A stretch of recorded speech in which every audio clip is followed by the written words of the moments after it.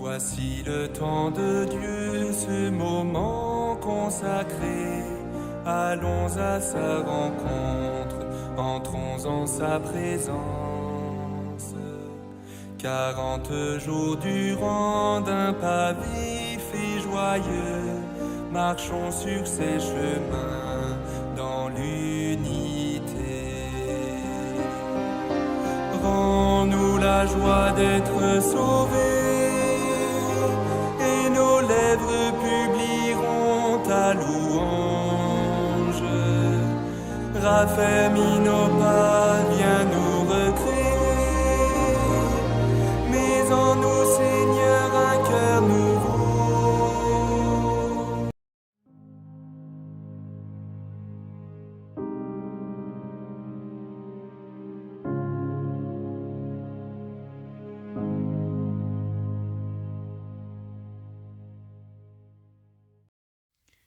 Évangile de Jésus-Christ selon saint Matthieu. En ce temps-là, Jésus prit avec lui Pierre, Jacques et Jean son frère, et il les emmena à l'écart sur une haute montagne. Il fut transfiguré devant eux. Son visage devint brillant comme le soleil, et ses vêtements blancs comme la lumière. Voici que leur apparurent Moïse et Élie, qui s'entretenaient avec lui. Pierre alors prit la parole et dit à Jésus : « Seigneur, il est bon que nous soyons ici.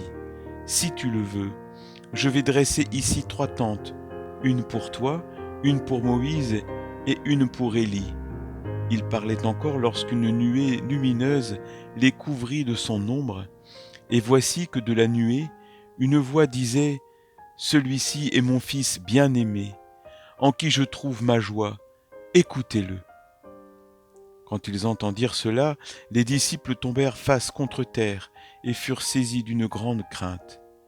Jésus s'approcha, les toucha et leur dit : « Relevez-vous et soyez sans crainte. » Levant les yeux, ils ne virent plus personne, sinon lui, Jésus, seul. En descendant de la montagne, Jésus leur donna cet ordre : ne parlez de cette vision à personne, avant que le Fils de l'homme soit ressuscité d'entre les morts.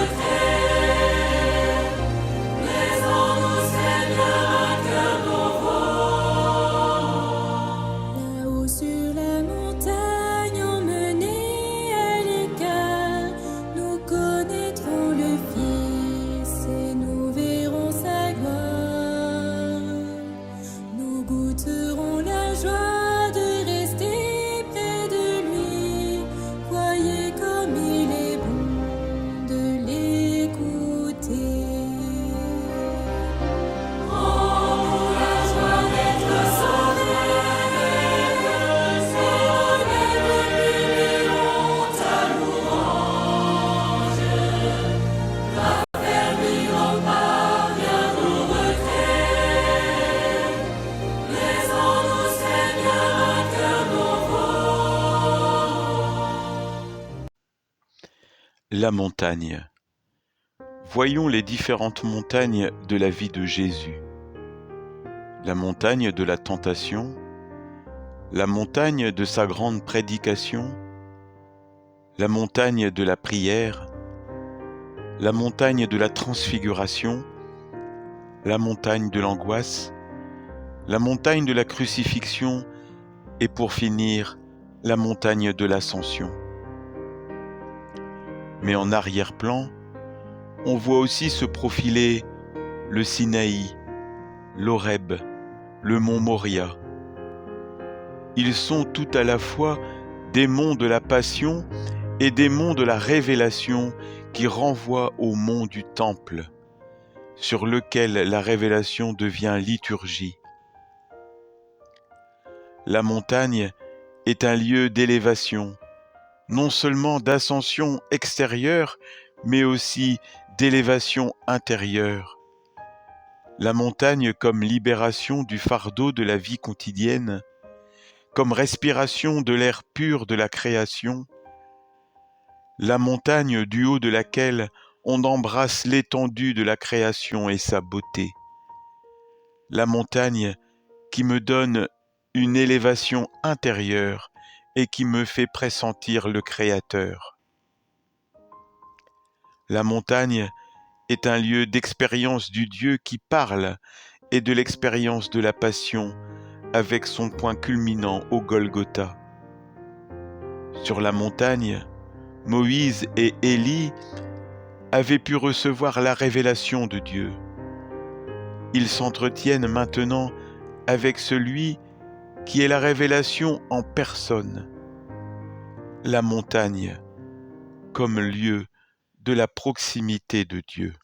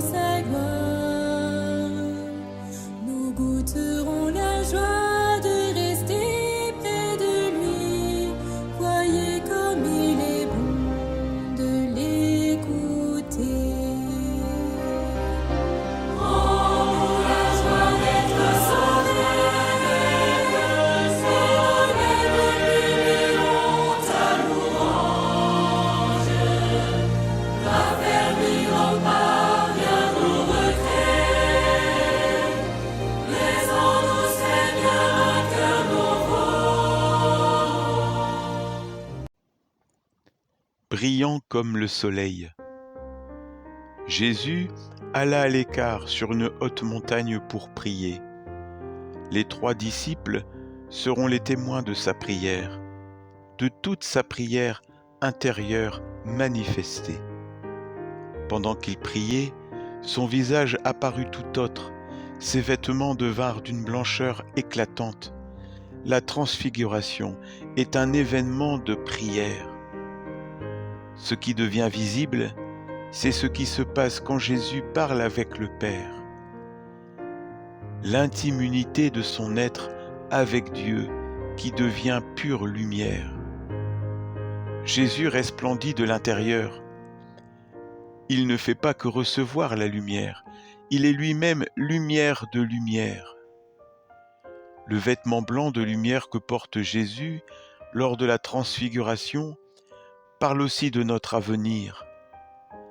L'Apocalypse de Jean parle des vêtements blancs que porteront ceux qui seront sauvés.